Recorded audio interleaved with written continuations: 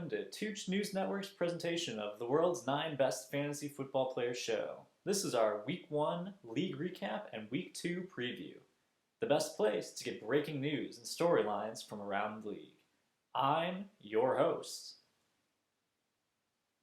And this is what we've got for you this week. It was a great lead up to Week 1 action with several teams changing their names, hoping to bring some enthusiasm into their Week 1 matchups.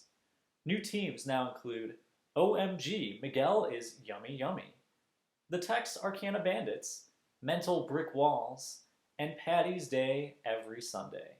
2 teams still remain nameless going into Week 2. We had a late team name change from previously Meekole You Warm, Meekole Is Bad You Warm, and now What Tucc Richard. And now, here's your look back at Week 1 matchups. A very happy Thursday to our 9 best fantasy football fans out there. I'm Tommy Bahama, and before we get to your Week 2 predictions, here is your Week 1 fantasy recap to go over all of the exciting things that we saw out on the field this weekend. We start in Santa Monica, where Out in Fumbleland took on Oh My God, Miguel is Yummy Yummy. Fumbleland got off to a hot start with Thursday night's games, jumping out to an early 18-point lead. The Yummy Yummies would make a respectable effort on Sunday to bring the game within 3 points, but that would not be enough as Fumbleland went on a Monday night tear, dropping nearly 60 points to take a commanding victory. A bright spot in a very dark ocean for the Yummy Yummies was a stellar play at linebacker from Jerome Baker, but that would not be enough to surmount a stellar performance from the wideout trio of Adams, Ridley, and Slayton. We then moved to the battle for South Bend between Patty's Day every Sunday and Team Big Chunkus.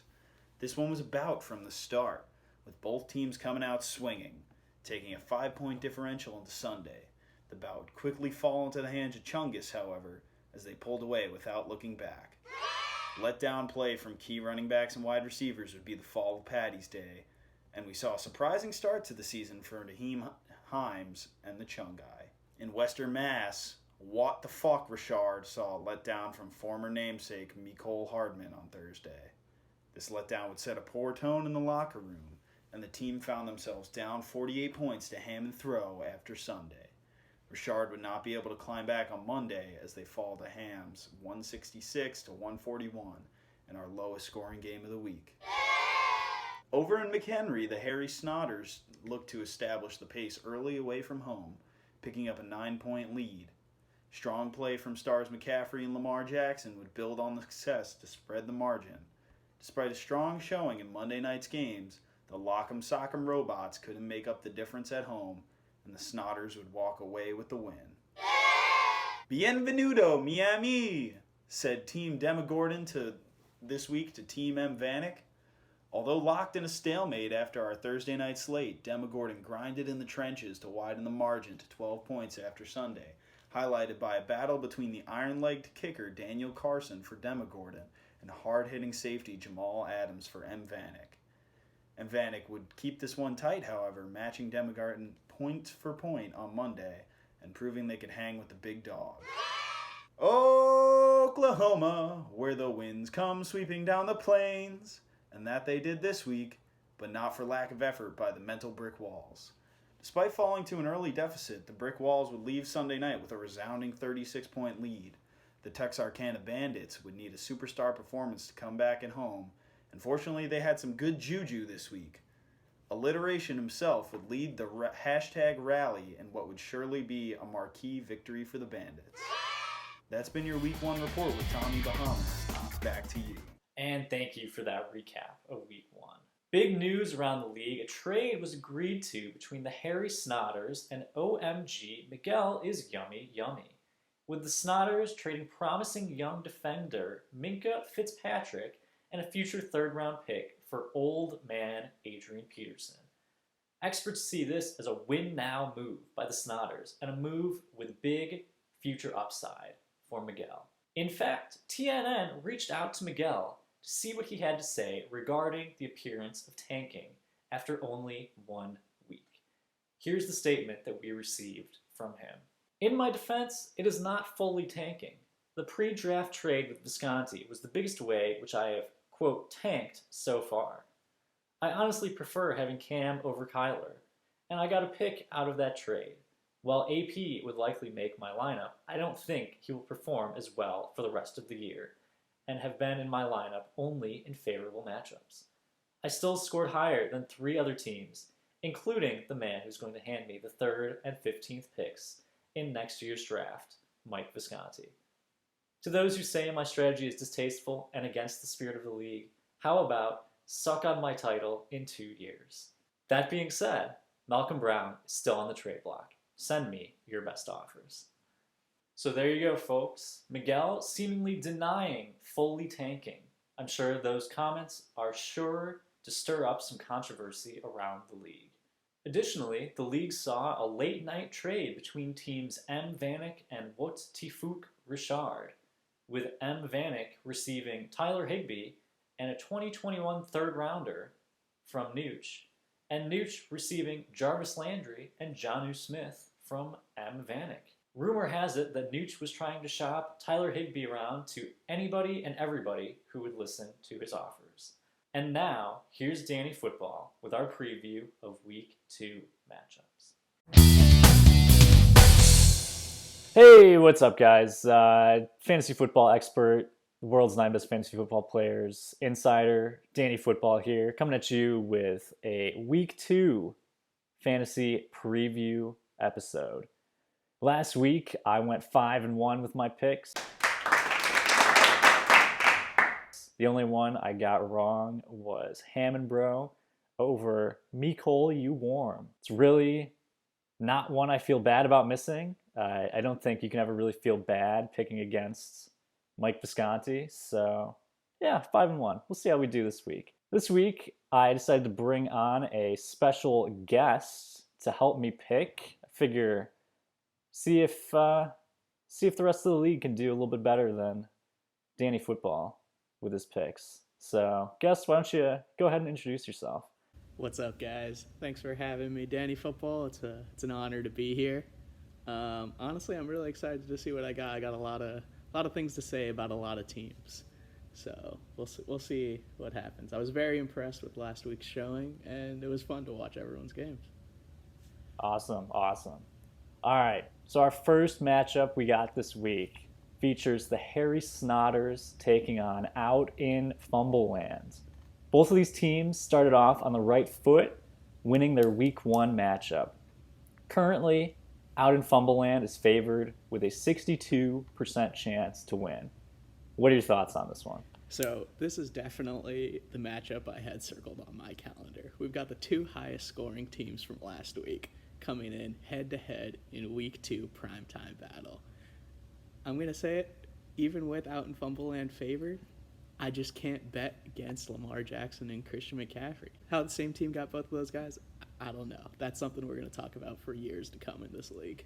You know, I think that's a fair point. It's hard to bet against Lamar, McCaffrey, but you know what? I'm going to do it. Okay. I like Out in Fumbleland in this one. Okay. I think this is potentially a playoff matchup right here. 2 high-powered teams, but I really hate that Adrian Peterson trade from the Snotters. That's true. I think they're going to regret that for a long time, and I'm picking them to lose this week. Okay. Prove me wrong. All right, so our next matchup, we've got Team M. Vanek versus Team Big Chungus 22, the matchup of the 2 nameless teams.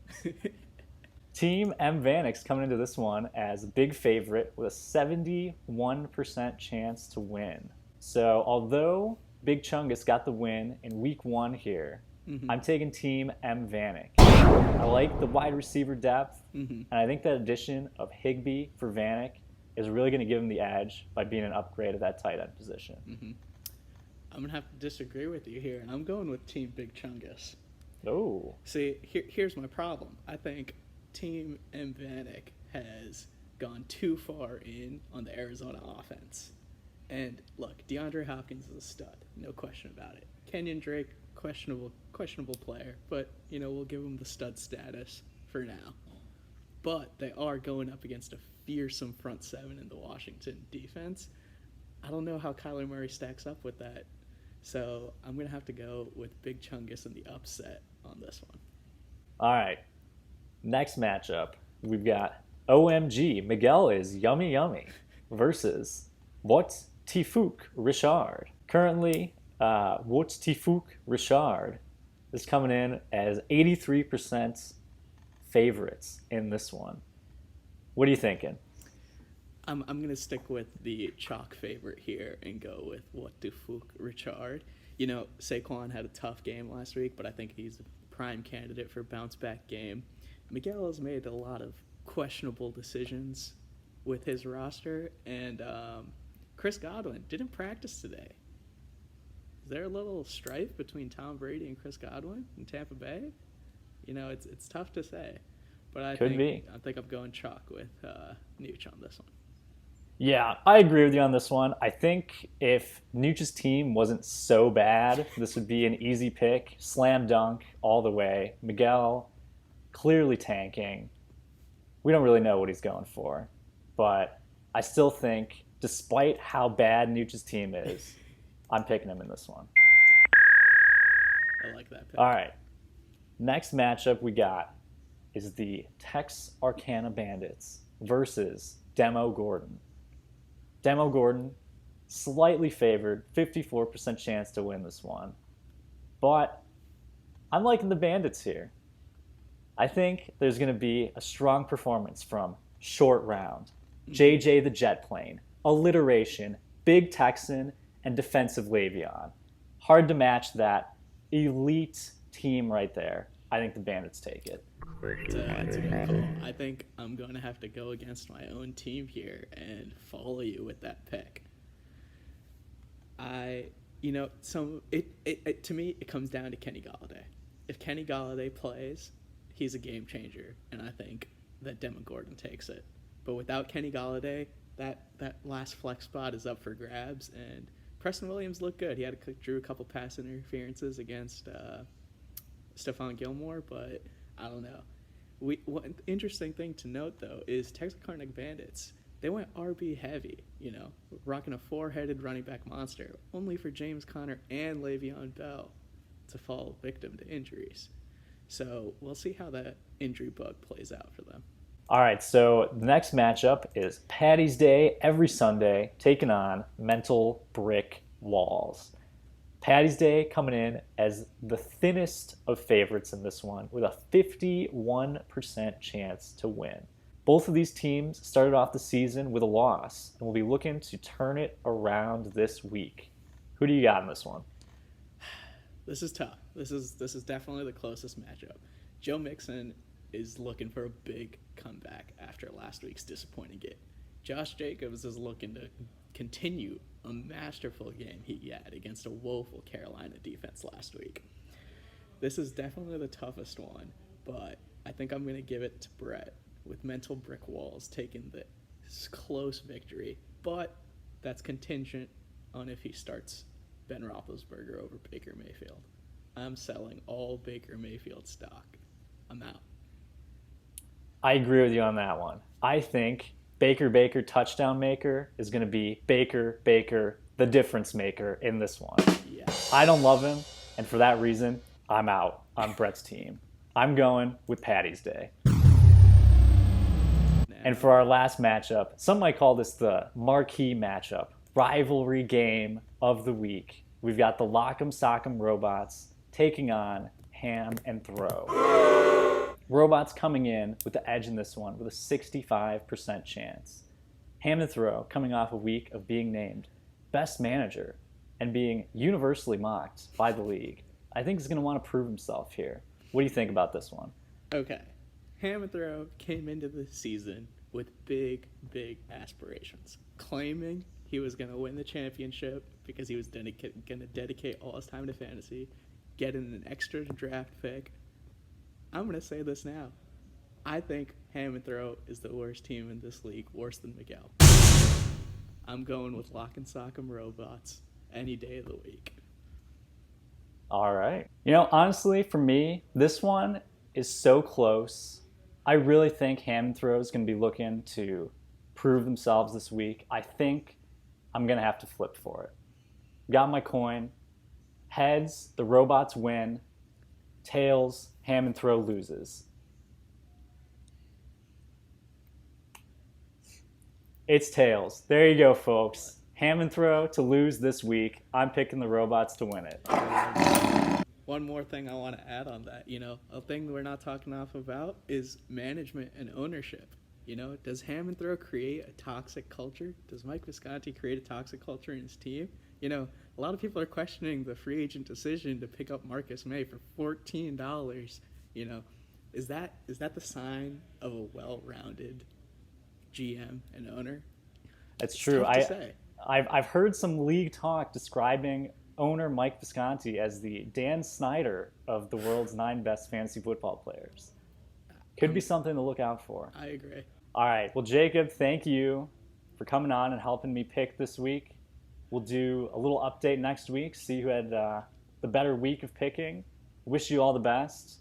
Hopefully not as good as me, of course. But again, thank you for being on and picking with me this week. Danny Football, it's always a pleasure. Thank you for having me. Thank you, Danny Football, for those great Week 2 picks. And thank you to guest Jacob for joining us on the show today. One final note before we end our show. We have a note from Commissioner Tucc saying, if you are one of the 3 people who has not paid me, please do. I will shame you next week if you do not. There you have it, folks. 3 people left to pay in the league. Will they be shamed on our show next week? Who will win their Week 2 matchups? Tune in next time to find out. This has been TNN.